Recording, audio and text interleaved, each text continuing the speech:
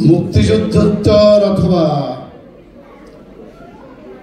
গণ অভ্যুত্থানে রাষ্ট্রের স্বাধীনতা সুরক্ষার ব্যবস্থার পর এই বিষয়টি মূলত সামরিক। এই সামরিক গুরুত্বকে সামনে নিয়ে বাকি সবকিছু সে রাজনীতি, কূটনীতি, ব্যবসা, শিক্ষা, ধ্বংসপ্রাপ্ত প্রতিষ্ঠানগুলোর পুনর্নির্মাণ সবকিছুই ওভাবে ওই বিবেচনার থেকে হবে। যে কারণে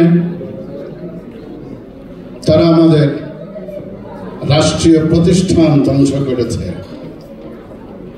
যে উদ্দেশ্যে তারা আমার সামরিক শক্তি বিনাশ করেছে, যে উদ্দেশ্যে আমার রাষ্ট্রীয় আইন শৃঙ্খলা বাহিনী ধ্বংস করে অন্য দেশের নাগরিকদের এনে ছদ্মবেশে আমাদের উপর চাপিয়ে দিয়ে রাস্তায় আমাদের সন্তানদের হত্যা করেছে।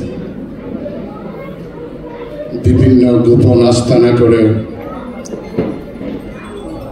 আমার জাতির তাজোদ্দীপ্ত জ্ঞান এবং সাহসে ভরপুর যে জীবনগুলোকে নিয়ে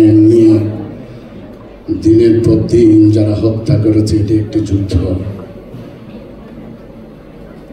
এই নিয়ে কথা হবে, কথা বলবো। আমি এই সময়টাকে অত্যন্ত গুরুত্বের সাথে বড় আন্তরিকতায় আপনাদের আজকের এই অনুষ্ঠান আয়োজনে অংশ নেওয়ার জন্য ধন্যবাদ। তাকে আমার প্রথম কর্তব্য মনে করেছি।